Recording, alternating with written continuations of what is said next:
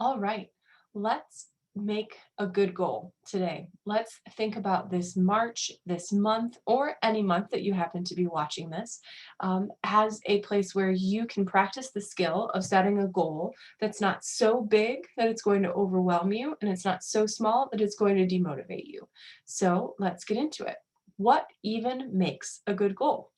A good goal, sort of like I alluded to, is something that gives you enough structure so that you see what the steps are, and it's not so big that it's going to take 150% of your energy and resources to accomplish it, but it's not so small that you will do it and then feel kind of like, what's the point?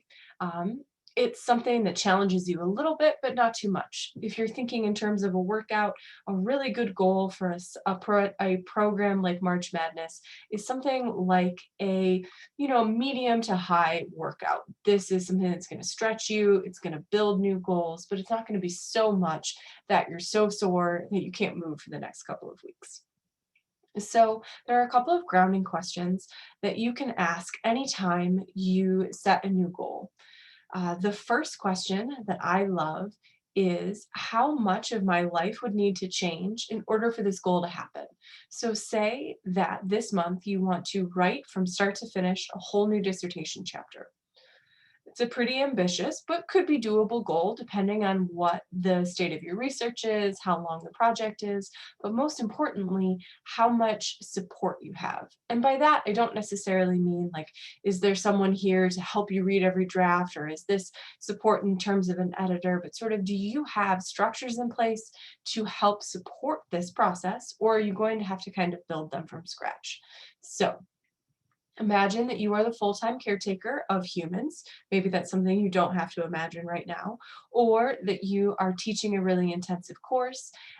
You could be really, really um, working hard on a publication that's due. This could be peak job season for you. But if right now you're spending 0 hours on your dissertation, to go ahead and switch that into something like 10 or 20 hours a week is going to require you to find that time from somewhere. So, thinking about what supports you have, do you have somebody who's willing to take some of the things off your plate a little bit, whether that's help around the house, a little bit of meal planning, maybe it's a conversation with your teaching team to redistribute the duties. Thinking about what you can do, move, change, or delay so that you can get the time that you need in order for that goal to be feasible.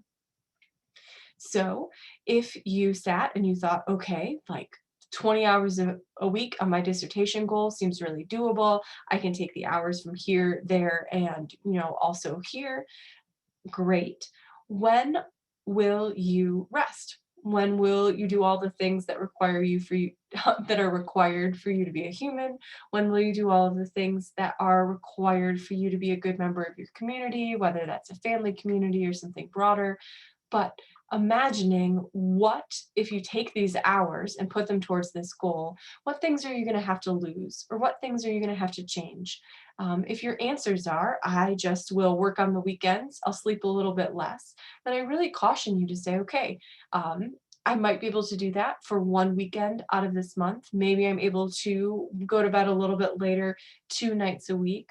But at what point am I compromising the integrity of my health and wellness in a broad sense in order to meet this goal?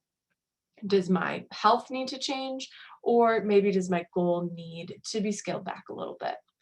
And the third question that I love to ask any client when they come to me with a goal, including you here on March Madness, is what would be the direct and immediate outcome of this goal if you were to accomplish it?